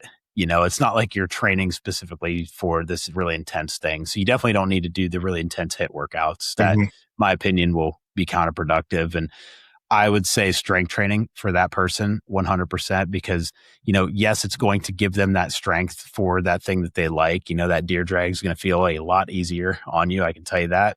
And, getting in and out of stands and hanging stands is a big one, right? Like, we've all been hanging halfway off a tree, standing one peg, one arm around the tree, trying to throw something up there, and it's going to give you that strength. But the biggest thing that I would say for that person is the energy that they're going to get for when they're not hunting. So that is probably the biggest one, is when you can make some small switches and start really actually feeling better, you're going to notice your energy levels climb. And, during whitetail season, we don't sleep as much. It's how it goes, and we don't want our families to suffer for the things that, that we want to do. Right. Right. And that's one of the biggest things that I will see is just getting home after, long day's work. Then you went out hunting and now you're getting home and you have nothing left. You're done, and your family is what gets the repercussion of that. And I think that's where a lot of people, at least that I talk to personally about this, is that's the thing that a lot of them want to change, is like having actual energy outside of that, and not even, let alone having the energy to go out and keep up on the property and hang the stands and do all the things. Plus, they get home and their wife they want to go do stuff. The kids want to go do stuff. Kids are running around. You got to chase them around. And, and so I guess that's just, I'm kind of trying to convince people to, to look at these things, because I see a lot where, just like you said, oh, they're just walking 100 yards to the stand. Why does that person need to be in shape? And I get that a lot. And I would say it's the things outside of that happen, because a lot of your energy gets focused there. Mm-hmm. And so I guess to answer your question, because I know you're kind of asking what would somebody like that do, is one thing I will say is something is always better than nothing, always, kind of going back to the dial system, Mm-hmm. right? So during that time period, it's very hard to fit something else in. And this is where I see a lot of that. Oh, I only had 15 minutes. I didn't think it was worth it. That's where I would say 100% is always worth it. Any time you can put towards it is worth it, And so just get something in. Don't think that because you're busy and you got a lot going on and you're hunting a lot, that means that you can't do anything. And as far as what to do nutrition related in that area, like I mentioned, taking protein bars and beef sticks to the stand with you instead of the Little Debbie and the honey bun, or things like that. And we all like that stuff, but at the end of the day, it's when we're doing that, especially every day, and we're just sitting there, Mm-hmm. we're intaking a lot of extra calories that aren't really giving us much fuel to run off of. And it's so easy to make that just little swap. And I've seen people get great results just from making those small little swaps in there, and just even what they take to the stand with them. Okay. No, makes sense. I just asked that because there's going to be there's always the one guy. There's always a challenge somewhere. Like, well, I'm never going out west. I'm never going to do these things. This is what I do. The worst I do is I go 100 yards in. I don't even know if I even go 40 yards past my truck, and I climb a stand, and then I do whatever I do, and then I guess then the worst thing I do is drag the deer 40 yards back to my truck. But if you never drag the deer before, it's not exactly as easy as it sounds. I've been on many of them. It's not as easy as it sounds. I think back to the one I literally had to come uphill to go back downhill to get this deer out, and I'm like, this is ridiculous. I don't want to do this, but anyways, so I guess what are some of the biggest? I know we've probably already answered this question indirectly, but what are some of the biggest misconceptions that you get from people that either through conversation with them or their first time coming to you, that they come to you and this is what they thought it was going to be and it was nothing like that? What are some of those misconceptions? Yeah, I love this question. So, we talked about carbs not being bad. That's a big one. Mm-hmm. That's a major one that, I would say pretty much every different like niche of people have heard, right? So that's one. And a really big one that I want to say is things like dyes. Now, I'm not saying that things like red dyes are good for you by any means. They're not. Mm-hmm. However, and seed oils is another one. That's another big one. A lot of people have a very negative look on seed oils. And again, like I'm not saying it's the best thing for you. No. But what I see people do is they focus so much on those things. And that's kind of like the top of the pyramid, right? It's like, I always talk about this. So when you think about health and fitness and all these things and all the changes you're going to make, like if you think about a pyramid, right, you have your foundation at the bottom. Mm-hmm.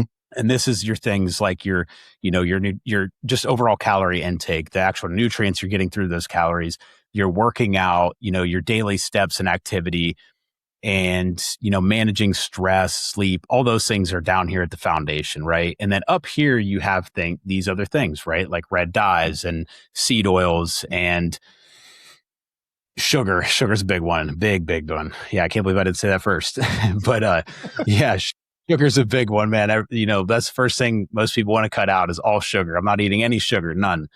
And the thing is that those things, I'm not saying they don't matter, but build your foundation first, because if you're already eating those things, and you've probably been eating those things for years and years and years.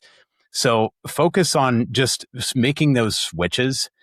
And instead of focusing so much of your efforts on eating, because eating healthy, you could eat you could eating the healthiest out of anyone in the entire world, but if you're over consuming in calories, you're still going to gain weight. And it doesn't matter how clean you eat. You could eat chicken and rice, beef and potatoes, eggs and oatmeal, broccoli with every meal, fruits and vegetables. You could be doing it all perfect, right? Mm-hmm. But if you're taking too many calories, you're going to lose weight or gain weight. Mm-hmm. And that's where I again, like, I get a lot of people that will come to me and say, man, I eat so clean. Like, I don't understand. Why can't I just lose weight? And, they'll say, like, oh, I don't eat any red dyes. I don't eat any seed oils. I cut out sugar and all these things. Like, why am I not losing weight? I thought these things were the things that are making me overweight. And those are actually not the things at all. They have, obviously, yes, sugar and oil. They have calories, yes, but those aren't the actual things. It's the actual calorie consumption first and the nutrients you're getting. And then once you build that foundation, then you can move up to trying to mitigate some of those things. Now, one thing I'll say about sugar is something that so many people are very afraid of whenever they go on a health and fitness journey. And when you really think about what it is, all carbohydrates break down into sugar by the end of the process. So no matter what, you're getting sugar in you. It's not the bad thing. It's the problem with sugar is that for a very small amount, you're getting a lot of calories. That's the issue. Okay. Right. So it's not this like sugar's terrible and it's making me fat. It's more so small amount. Like, you could drink a Mountain Dew, right? And like regular full sugar Mountain Dew. And off the top of my head, just because it's been a minute since I've had a full sugar Mountain Dew, I'm not sure how many grams of sugar is in it, but yeah. So you're taking in all that sugar and it feels like you didn't eat anything. That's the kicker with sugar is you can take a lot of it in really quickly and feel like you just drank water. Mm-hmm. And so you're still hungry. And a lot of the time, people talk about when you eat a bunch of sugar, it will make you hungrier. And that is true to an extent. But what it is your body's getting some calories, but it wasn't actually enough to do anything with it. It was already broke down. It's already broke down into that thing. So your body it'll give you some quick little energy. And that's why you'll see people that will have, energy dips and spikes throughout the day is just like intake a lot of sugar and then nothing. But sugar isn't the problem. It's the amount and the fact that you eat such a small amount of it and you don't feel like you eat anything. That's the big thing with that. And I think those would be probably the biggest not misconceptions, but the biggest things that I see people overly focus on and wonder why they feel like they're doing everything right, but for whatever reason, that scale just will not move. They just, they won't change. And typically it's most of the time because they're focused on eating clean versus eating the right amount of calories. That kind of resonates though. And one of the points you made, and when we were talking about the carbs, and they said, well, it breaks down into glucose. And I'm like, well, that's sugar.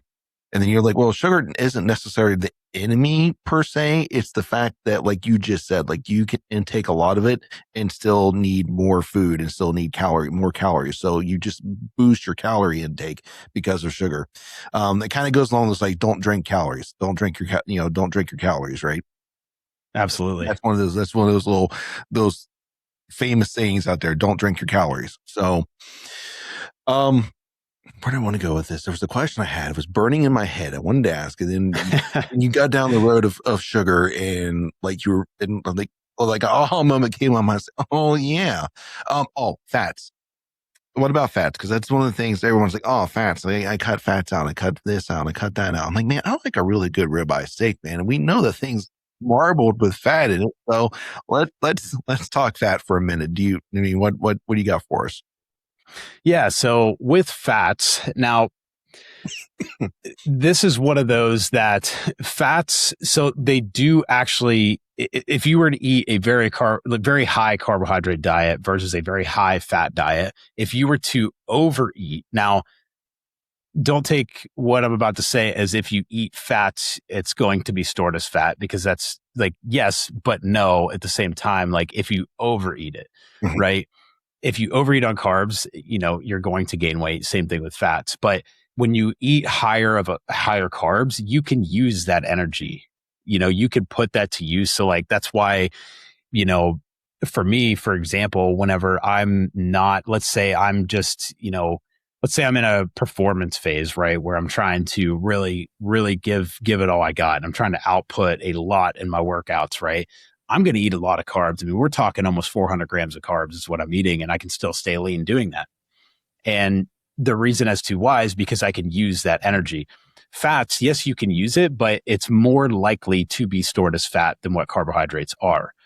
Now, you do absolutely need fats. Okay. So fats are extremely important. They're your support system for your hormones, your joint health, brain function, just all kinds of things that fats are very, very important for.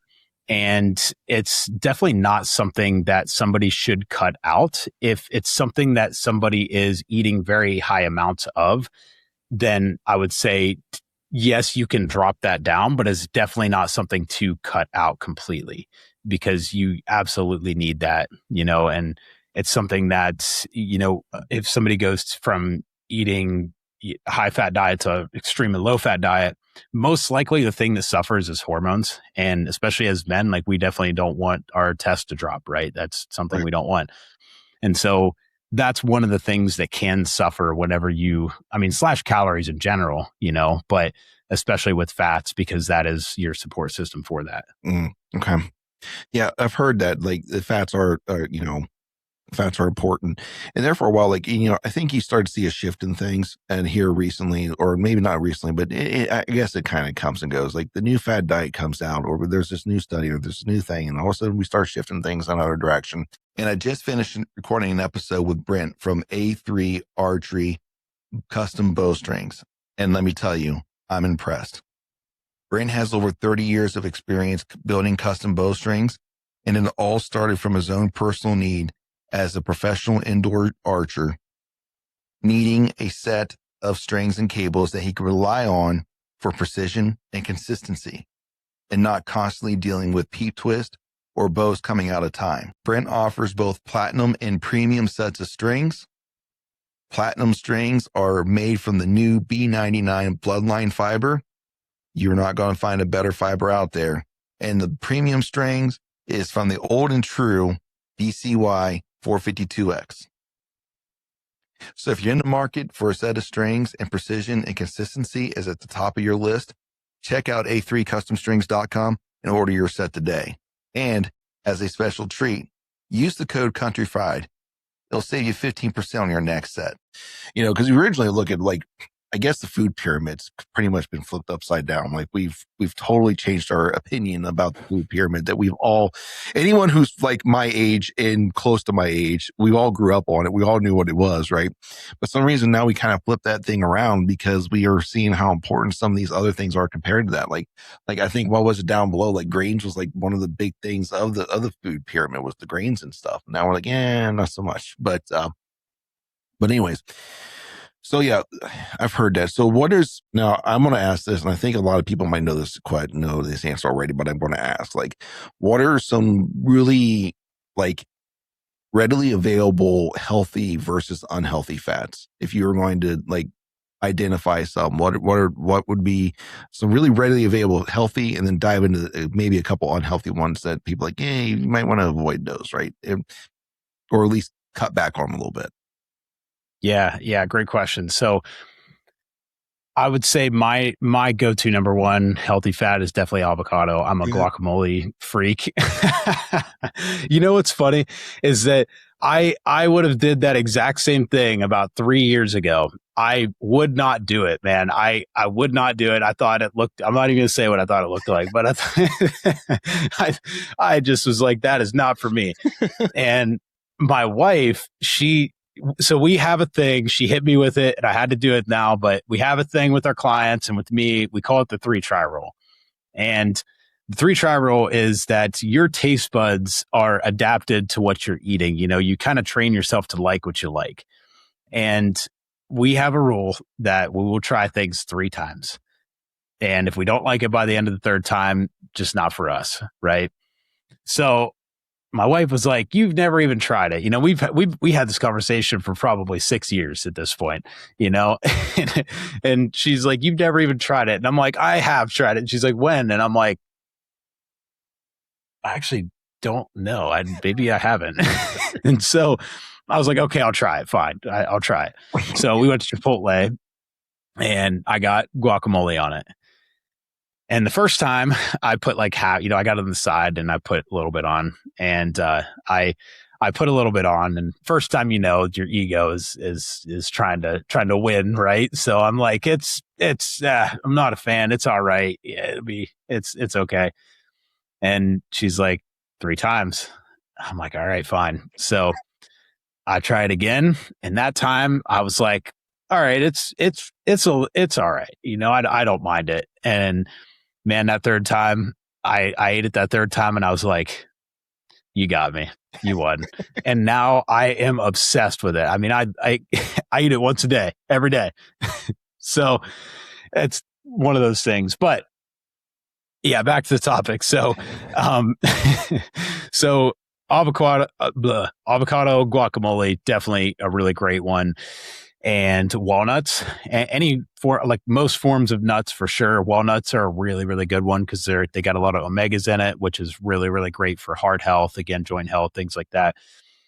And another good one actually is olive oil. A lot of people think that olive oil can be bad for you, but it's actually not. Olive oil has been shown in many, many, many studies to actually be very beneficial for you. And as far as, let me think here if I'm missing any, animal fat, definitely it can, nothing wrong with that. And as far as unhealthy ones, so the big ones to watch out for, and I'm going to name the one that sticks out to me the most is I get a lot of people that will say, man, all I eat is salad, and this is women, especially, this is a big one with women is all I eat is salad. I don't understand why I'm not losing weight. You're going to say ranch, aren't you? You're going to say it. Any of the condiments like that, man, any dressings. And listen, hang on a minute. Whenever I say bad for you, I don't mean bad for you in a way of you can't eat it or it's going to be actually bad for your health. It's more so it's back to the calorie thing. Same thing as sugars, right? So I will tell you right now, I'm not going to demonize any fats because it's all the amount, right? There is fats that are better for you than others, right? So like, walnuts, avocados, olive oil, things like that are definitely better for you for sure than ranch or, any dressing of whatever you pick. Yes, they're better for you, but they are not bad. So I want to make that super clear. Like they're not bad for you in the way that they're going to harm you, other than the fact that you're intaking a lot of calories. Same thing, a lot of calories really quickly without actually even feeling like you ate extra calories. So so here's the thing though. So back to this, so I said that they're not bad for you, right? So that means we could just use less of it. Now you ask yourself, okay, because if you're like me, you're going to be like, how do I eat more of this but still not go over so much on calories? Get the light versions. So ranch, for perfect example, ranch is a great one. I love ranch myself, and I will get the light ranch, and now I can use that same amount that I was using before, but now it's, half or 3/4 of the amount of calories that it was when I was using just the regular ranch, if that makes sense. Yeah, it does. I did like you. Well, again, man, like I said, I'm kidding. I'm kidding. Yeah, definitely not saying that it's bad for you. And I know when I first started that out, I might have said that, but that's it's more so same thing as sugar. No, same thing. Yeah, I hear what you're saying. Yeah, that makes sense. And like you said, it's the same as the sugar thing. Like it's not necessarily bad because really this all kind of breaks down to be the same thing. However, it's the amount of calories per or whatever you want to call per unit that is different. Like you're taking a huge highly calorie dense thing that with very little benefit to it, and you can eat a lot of it and still not be full, and it just continues on. So absolutely freaking avocado and ranch. Thanks, I appreciate that so much. And another thing I'd add to that too is if you eat anything in a high amount, it's probably not going to be good for you, No. you know? And, you know, the only time that I would ever say that things like that would be quote unquote bad for you is if that's the only fats that you're intaking. You're not intaking any healthier fats that are doing you a little more good. You know, that's the only time that I would say it's actually bad for you. It's just that typically the worst thing is the amount because, you know, having having a lot of body fat on you does a lot more harm than what some of these foods are going to do just from eating a little bit and a little amounts of it, if that makes sense. Mm-hmm. All right, let's tackle one of the big ones, and that's sleep. Like this one, there's a lot of information that's out there, and I know one of the things we focus on a lot because this is something that hits law enforcement really heavy. And that's where the majority of my experience comes from in this is what I've learned along the ways of that. Obviously, it's like if you're awake for like 14 hours straight, then your brain actually begins to operate the same level as being like legally intoxicated. So sleep is obviously a very important thing for us. So let's talk about a little bit, like what are some tips and tricks that you have for everybody in general? Like I said, if we're going to get into some of the secret sauce you don't want to get into, feel free to like gloss over it. But I'm an open book. Like blue light's one of those things that we hear a lot of. Stay away from blue light, especially within like X amount of time before you go to bed, because of how our brain processes it, and it actually begins to. Correct me if I'm wrong, but I think it actually begins to build our cortisol levels because our brain thinks that it's like daylight and it's like, hey, it's time to wake up. Let's go. So, what are some tips and tricks you got for us to get better sleep? You're asking, correct? Yes. Yeah. So that was a really great one that you brought up. I'm actually kind of surprised to hear that actually, because that's something that I actually don't hear many people talking about, and something that I will tell you this. So I've dove into this pretty heavily actually with the blue light, and as far as like experimenting it with myself, and I actually got those. Have you seen the blue light blocker glasses? Have you seen those? I've heard of them. I don't think I've ever had a pair in my hand, but I have heard of them. Yes. Yeah. So those have been extremely valuable. I mean, there's nights that, man, me and my wife would sit down and watch a movie, you know, at night sometimes. And I'd never fell asleep during the movie. I mean, never, you know, that was not something that ever happens to me. And once I like really started to figure out what that blue light can do, I got those glasses. So they're red glasses and they block, it's like 90% of the blue light. It's not all of it, but it blocks most of it. Mm-hmm. And man, I started falling asleep on the couch all the time with the movies. And yeah, like it just puts me out. Like there's times where, you know, we'll sit down and eat dinner, you know, and dinner and a movie type thing. And I'll keep them off on purpose. So I like stay awake. So that's a big one. If you're somebody that struggles to sleep and you're watching a lot of TV before you go to bed, or especially your phone, you know, it's right there. It's real close to your face, you know, even getting those glasses, like it's not that, you know, we all want to be able to sit down and watch something at the end of the night, you know, and I'm not going to tell you not to do that, but there's ways you can definitely help things. And that would be one of them, is getting those red blue light blocking glasses. They're really cheap. You can get them on Amazon. As a really great thing that it really transformed my sleep. Another big one, and I'm glad we're talking about this topic, is magnesium. Magnesium is something that most people are deficient in. I think it's like 73% of the US. Don't quote me on that exactly, but it's in the 70s percentage of people that are deficient in magnesium. And magnesium, it will help your body actually relax. And you can actually, when you take that before sleep, so like, you know, if you're going to take it about 20 to 30 minutes before you're going to go to bed. Most people, about 250 milligrams of it would be great. And most of the time you can actually feel it wash over your body. I actually struggled for a long time in my life. I'm a very high energy person. Like I'm constantly on, you know, and I would struggle at the end of the night because it's like I couldn't get my body to shut down, you know, I'd be wiggling all over the place, you know. And magnesium, I can feel it wash over my body and it just relaxes me. And again, most people are deficient. And then some people will wake up, you know, there's a lot of people that will struggle with like clenching their jaw at night, right? Or grinding their teeth and, you know, have like, you know, maybe wake up and have cramps going on. usually deficient in magnesium, if that's you. Okay. And so, yeah, so that's a really good one that can really, really help a lot with sleep. And for just, magnesium is super important to have anyways. You definitely don't want to be deficient in it for sure. So, you're going to kind of kill a couple birds with one stone there. And man, another one is, and this is something that I have added into my nightly routine. I mean, I do this every single day, is stretching. Stretching before you go to sleep. Like if you struggle with sleep, and let's say you struggle with like just feeling that restless feeling, and like wiggling around a lot and having a hard time relaxing, even though you're tired, right? You could be super tired, but your body sometimes just isn't. And I started stretching before I go to bed about 2 years ago. And man, that completely transformed my sleep. I mean, I'll lay down, I feel like a wet noodle. And it just like, you just relax and you just kind of melt into that bed. So that's a really big one.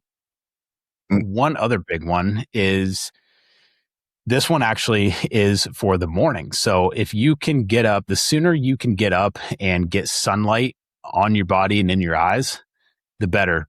And what that does is it kind of resets your body and it tells you to wake up. And then it actually helps you with melatonin production at the end of the night, which is super interesting. But that's another really good one for that, for sure. Yeah, I've heard that before. I think there was something that came across my feed once. They talked about their grandmother would always go out in the morning, every morning, and they'd go sit on the front porch and just sit there and like either drink their coffee or whatever they did, but they did that every morning. And I can say personally, like if I have a stretch, if I have a stretch where I don't do this, so say I'm traveling for work, so I'm usually up at the crack of dawn, I got to be on the road. I notice it because my normal routine is I get up in the morning with the dogs and we go outside and then we'll go for a walk, our first walk in the morning. It's before anything, before we eat, before I drink anything. It's usually first thing we go for a walk. And I've got 6 acres here and we go walk around the pond. And then, or I'll go sit or usually I got a bench somewhere. We'll go down, we'll sit, and I'll just sit there and just kind of just bask in the sunlight. I've noticed a big difference in like my energy levels and just my overall mood and just overall like how my day is set based on that.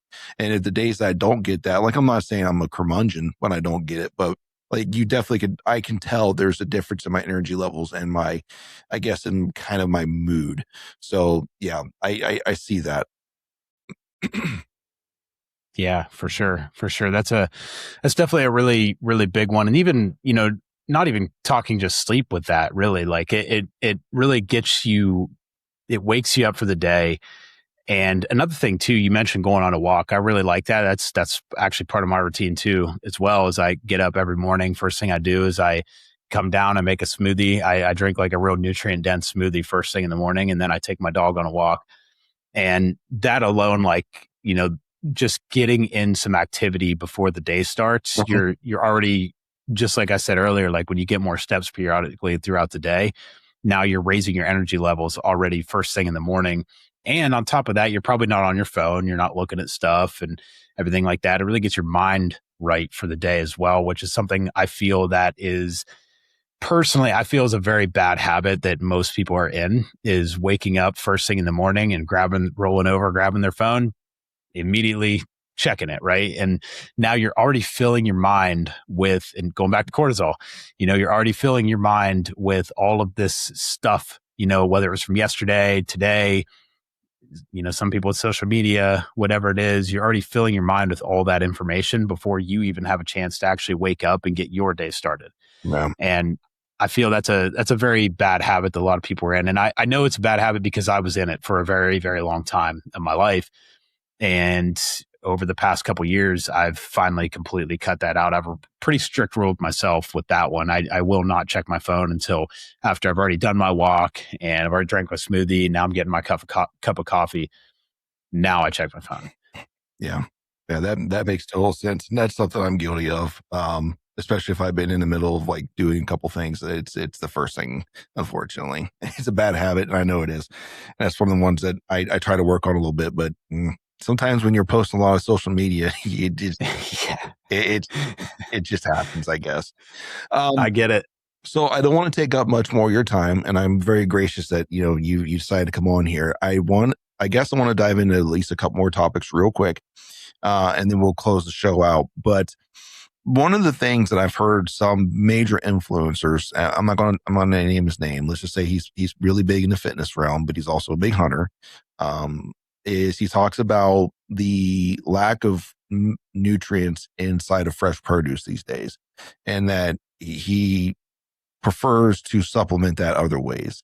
What are your thoughts on just, have you heard this before? Like, is this something that's come across your radar? I guess most of it's just basically about A, how we farm it, and B, we have to pick it too early so that when it does get to wherever it's going, it will be ripe and not overripe. So I guess that's kind of the idea behind it being less nutrient dense. So what are your thoughts on that? Yeah, it definitely is a thing. It's a thing for sure. I will say, I don't feel that it's as big of a problem as what we think now. Now, that's not saying in 10 years from now, right? Like we're going down that road. Okay. And it can be a problem. However, though, the best way to get nutrients in. Now, I still personally wouldn't recommend supplementing it in versus getting it in through actual foods. You can supplement on top of that for sure, but as far as getting in nutrients through actual foods, the big problem with supplementing it is the fiber, right? That's a really big problem, and fiber is extremely important to longevity as well in life, and extremely important for your digestive system, and just very important thing. And so when you supplement it, a lot of people may struggle to get in that fiber. So the best way to get in fruits and vegetables both is actually frozen. So frozen fruits and vegetables, they have way more nutrients. I'm not exactly sure of the exact number of what's the exact number difference, right? But I am very 100% on that they do have a lot more nutrients in them. And the reason why is because they're flash frozen straight off the plant. So they get cut off the plant and they get flash frozen. So then there's not this evaporation process. Mm-hmm. So when we buy fresh vegetables, which you would think like fresh is the freshest, right? But it's actually not, because it's already been out, it's been transported, and it's had time for some of those nutrients to evaporate out. But whenever you get frozen, they flash freeze it and those nutrients stay locked in it. So if you want to get the most out of it, out of like eating better food and just getting in more nutrients, definitely eating frozen for sure. And to be honest with you, there's really not much of a difference to it if because most of like, especially if you're talking vegetables, you're probably going to cook it anyways. So it ends up tasting just as good as the fresh stuff. Yeah, absolutely. That's pretty much all we do is the frozen. And honestly, for me, it's just less wasteful too, because sometimes it's hard to get through all the fresh stuff. Like, mm-hmm. It'll go bad before you get through it, and you feel terrible because you're like, oh, I can't believe I wasted all that. Like, there's some starving kids in Ethiopia that would have loved to have had that. That's the thing I hear all the time growing up. I'm like, well, good. Well, you can ship it to them then. And yeah, that's a quick way to get back from your parents. If you're listening, don't say that to your parents. You would not like the outcome of that. But yeah, so we do a lot of frozen. If in broccoli is one of the big ones here. Luckily, I like broccoli. Avocado, no. Broccoli, yes. And thank you for telling me I have to eat like a 3-year-old. Try it 3 times, like I'm a toddler. Probably how you felt when your wife told you, like, I'm not a toddler. Yeah. It really is. It works though, man. I'll tell you right now, it does. There's been, that's not the only thing that's happened with. And I'm a lot of the things, a lot of things I'm pretty grateful that we had that rule, because a lot of things I ended up liking a lot. Yeah, you would have missed out on some really great things if not for that. Yeah. So here's the next one, and there's a lot of big brands that exist. Some in the hunting space, some not in the hunting space, and there is some scuttlebutt around that. Even though, now I want tread lightly when we have this discussion. There's a lot of scuttlebutt around that whatever dosage of whatever this magic compound isn't even really truly at the therapeutic level to where it's actually not even really beneficial. What is your thoughts, opinion in this? Like, is that something you've heard before or something you've dealt with? And we would like to thank you for your support of the Chasing Your Experience podcast.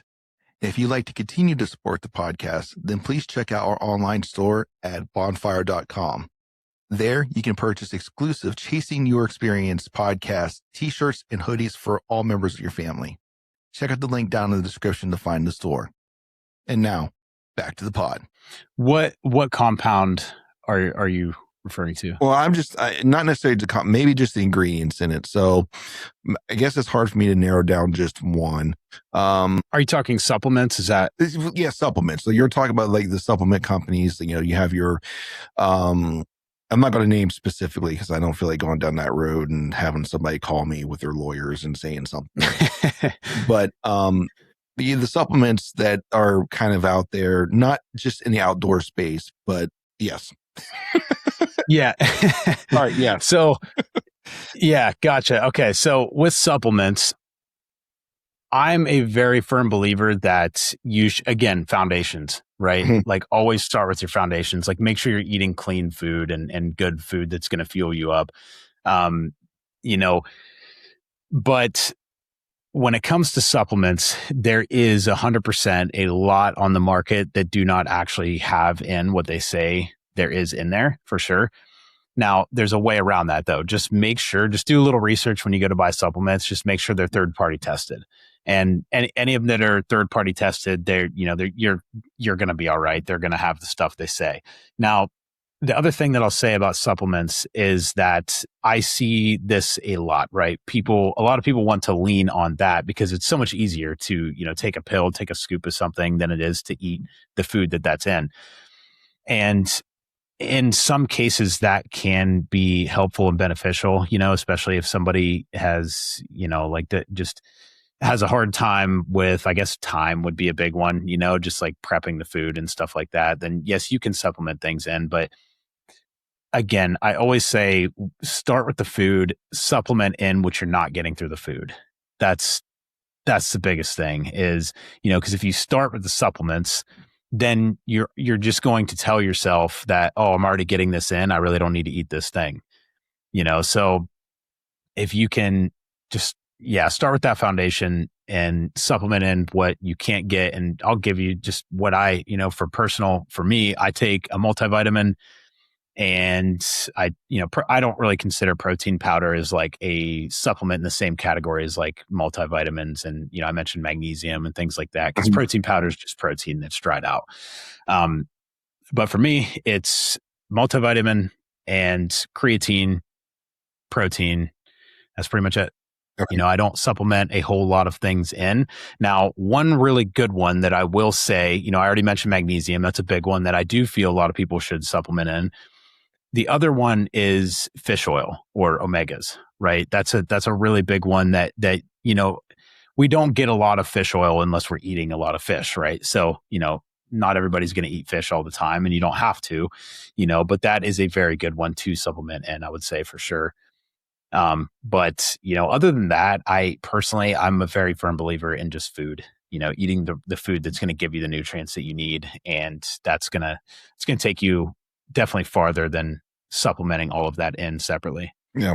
Well, that makes just the conversation we've had in general. Like if I'm starting to notice a trend in your philosophy in that it's fill yourself with the nutrients that and the calories, the food that's actually going to make you feel full so that you're not supplementing on empty stuff that you still feel full and you're overdoing on the calories to make up for that because you're not full. You don't feel satisfied because of everything else you're doing on top of it. Like that's the sugar, that's the ranch dressing, and then the supplements too, because you're taking it in, but it's not doing anything other than just being this empty space that's creating something. Now, obviously the supplements aren't carrying the calorie count that the ranch and, the sugar's carrying, but I see the philosophy that is starting to exude from you, and it makes total sense.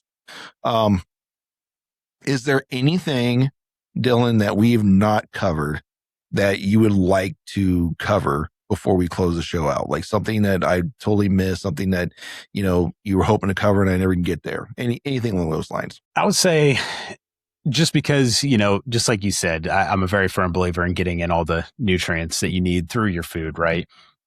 the big thing that I really want to mention is make sure that the foods that you're eating are things that you enjoy.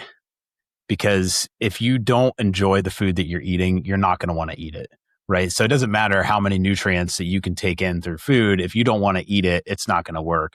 So make sure that the food you're eating is actually something that you enjoy, really play with the meals, like make them your own and make them stuff that you want to eat. And don't think that you can never go out to dinner or you can never eat cookies and ice cream and things like that. You absolutely 100% can. I prefer when people do, like with my clients specifically, I prefer people to give themselves that freedom, because if you don't give yourself freedom, then you're not going to want to stick to it. And going back to what I was mentioning, earlier with being extreme, if you are so extreme that you give yourself no freedom and you can't eat everything, then you're not going to want to do it. Right. So make sure to give yourself that freedom. And when you do, this is a really important part of that. When you do, give yourself the freedom to do it and then leave it there. What I see a lot is I will see, a client tell me like, oh, I messed up and ate this, or I said, screw it. And I ate this. Right. That's okay. Like, that's totally fine. Like, I'm glad that you did, because I would much rather see you enjoy yourself and enjoy the journey rather than beat yourself up about it, because sometimes people will go out to dinner or whatever. And then a big one on this is like, they think they need to go burn all that off now, don't like, just leave it there, just move on, assess what you would have did differently, move on from it. Mm-hmm. And I would say that's a very, very big one that I think could really help some people. For example, my wife and I, we eat a cookie sundae every single weekend. It's like our treat, and we do that. We eat a big dinner with it. We either go out to eat or we cook a really big, good dinner that's definitely not macro friendly by any means. None of it is, but we do it because we're just living our life, and you're alive, you're a human, you're allowed to live that. Mm-hmm. And you don't, even if you're trying to lose weight, you don't need to just give yourself, those such strong boundaries and not give yourself any freedom. Well, it comes down to like, it's like the apple in the Garden of Eden. Like it comes as this temptation that you just can't avoid. Right. And it's there and you want it and now granted, the apple in the Garden of Eden had some dire consequences to it, but it becomes that very same like temptation of like, oh, don't touch it. It's there. It's this big shiny thing. And you try to look away from it. And now all of a sudden it becomes more stressful, which once again becomes counterproductive while you're trying to do what you're doing because you're going to work against yourself at that point. So like you said, moderation, don't overdo it. I mean, it doesn't mean you're going to eat a 10-pound banana split every night and expect the results, right? Yeah. Moderation. So absolutely. That's right. Absolutely. All right. What are the, even maybe it's even just the most surprisingly easy things that someone can do starting like, at the beginning of the week, they decide, okay, this is the date that I want to do, or maybe that's even a bad thing to do. Maybe planning it's not good. Maybe you can change my mind in this, but what are the easiest things that you would say to somebody if they're wanting to start this journey, right? And just be 1% better for tomorrow. What's the low lying fruit for those that they can accomplish and start to build on? I would say number one, we talked about the steps and activity, right? That's number one for sure, is just getting more steps, just being a little more active, right? It doesn't have to be something crazy. Number two, I would say is I mentioned earlier about adding in things before slashing all your calories, right? Like make sure you're getting good food in that's going to fuel you up for that activity, that extra activity that you're going to do, because that's going to make you help you feel better, which is going to give you that motivation we talked about, which is going to turn into you having a successful weight loss journey or whatever journey you're going on. And I would say, number three, this is I guess, it's not like the one of the easiest things. I guess it is pretty easy, actually. When you're doing these things, pay attention to how it's affecting you, right? Because I see so many people that will, like, let's say they meal prep, or let's say they, they take that action and they go to the gym, and a lot of times we have a habit of going and doing something, and then just, we get so focused on the next thing and the next thing that we are not paying attention to the benefits that we're getting from that thing. So when you can really pay attention and like, I guess, take in that gratitude from the benefits you got from it, it makes you want to do it more. Right. And I know that's not necessarily like an easy like thing that, but I think that's really important. And I would say another easy one, as far as the gym, start with just 3 days a week. You can go in there for 30 minutes if you want, even home workouts for 30 minutes, just, something quick and easy, right? It doesn't have to be this perfect thing. It doesn't have to be anything, but I would say just start, just take the step, do the thing. And yeah, I would say those would be some good ones there. I would say for somebody just wanting to get started. The big one, definitely activity and making those small little swaps in their foods, and just start with some light activity. Yeah, I think the one thing you said is the having gratitude for the accomplishments and the goals or the progress you've made, no matter how slim, right? Having gratitude towards that, because we have a really good ability. A lot of people have a really good ability just to see the negative side of things. Like they focus on like, oh, this is like, oh, I really miss doing this, or oh, I really don't want to do this, instead of like focusing on the positive side of it. And then what you do eventually, what you can do, and with another thing that's amazing about the human mind, and what makes it so like this amazing computer that it is that if you sit there and you actively start searching for the positive things that's going on around you, or acknowledging those positive things, you can actually shift your focus to where now you start scanning your life and your world, your environment for all the positive things and not all the negative that's happening around you or perceived negative stuff, which in turn helps with those positive, neurotransmitters, hormones that we talked about earlier. So I like that point that you made. That was really good.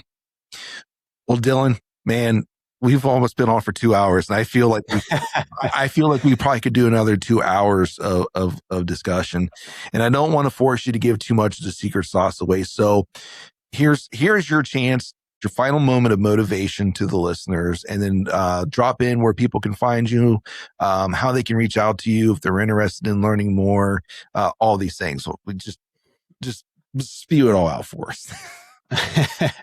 All right. So, man, final words of motivation. Everybody starts somewhere. The key is to start and take action. If you have this idea and you want to do this thing, you really like, this has been weighing on you for a long time. You've known you wanted to get in shape, or you need to get in shape, whatever that is. Take one action that day, just one, and then do it one more the next day, one more the next day. Just like you said, I love what you said, 1% better. We actually say that a lot to our clients too, is just do just 1% better every day. And then next thing you know, after 3 months, the thing that you didn't want to do before is now easy to you. And don't feel that you have to completely flip your life completely upside down. And it's got to be this thing that you need all this extra time for, because you can make small steps and still get results. And I think that's probably the number one thing. Is like, even for myself, I started somewhere, right? I didn't just dive headfirst in, I started making small changes over time. And, if you got a goal, just take an action, take one step towards it, and then another the next day. And, and man, I really appreciate you having me on here. I've had such a blast doing this. And man, I could talk about this stuff all day long, just about like hunting. I could go on for a year about that too. Yeah. And and then if anybody wants to find me, the best way to reach me would be on my Instagram. It's where I run most things from, and that is Dillon Frantz _fit. And Dillon would be spelled DILLON FRANTZ _fit. That's how you'd find me on there. Awesome. Is there a website for Deep Fit, or? No, we do not have a website at this moment. We run everything. We do have We do have an app, but the app is like exclusive to our clients. So like to get on the app, you would need to sign up as a client, basically. Yeah, absolutely. Nope, that makes sense. And I just want to make sure we didn't leave any stone uncovered for people to get a hold of you if they're interested in starting their journey, or digging a little bit deeper in their journey, or maybe just get that extra little bit of information they might need to help themselves in the journey they're wanting to get. Well, Dillon, I cannot thank you enough, man. This has been a blast. I've had a great time talking to you, even though we talked about avocados, but we brought up avocados, whatever. I am really interested to see and hear how your trip to Colorado goes. And I would love to have, I don't want to be any more distraction to you. You got a very slim amount of time before you are on your way to the mountains. So I don't be any more distraction for you, but I would love to have you back on after you're back and settled back into your routine again from your trip to Colorado, not only to hear how it went and your experience from it, but maybe dive into a couple other things that we maybe didn't get a whole lot into today, just because it was more of an overview of everything versus diving into some very particular things. So if you're willing to do it, I'm willing to bring you back on, man. So it's been a blast. Yeah. So good luck. Absolutely. Good luck to you, man. I wish you guys all the luck. Ladies and gentlemen, I appreciate you guys taking the last almost 2 hours of your day to sit and listen to Dillon and I discuss a topic I neglect. I will be honest with you, I neglected, but it is important. And that's why I brought Dillon in to talk about it, because I'm not the person to get that information from. You hear my favorite things is ranch, and I despise avocados. But with that being said, I know your time is very valuable, and we do not take it lightly that you took that time to sit and listen to us. If you would just take a brief moment just to give us a rating, a review, a like, and share the show with your friends, it helps this show more than you can think. If you want to learn more about Country Fried Outdoors, check us out on our social media accounts, Instagram, TikTok, not Facebook. Sorry, I closed that down.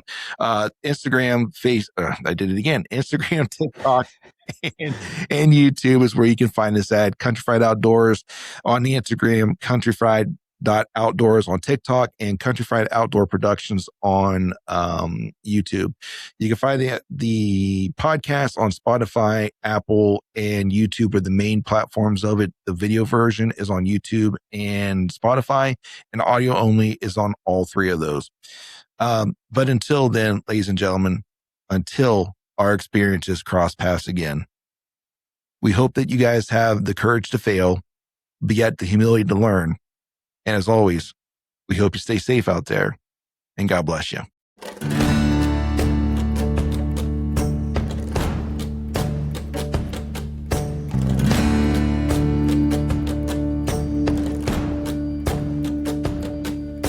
Thank you for listening to the Country Fried Outdoors Chasing Your Experience podcast.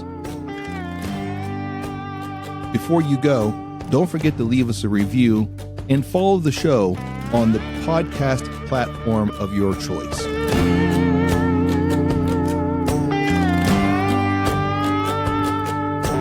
Are you hungry for more Country Fried Outdoors? Then follow us on Instagram at Country Fried Outdoors, or subscribe to our YouTube channel at Country Fried Outdoor Productions.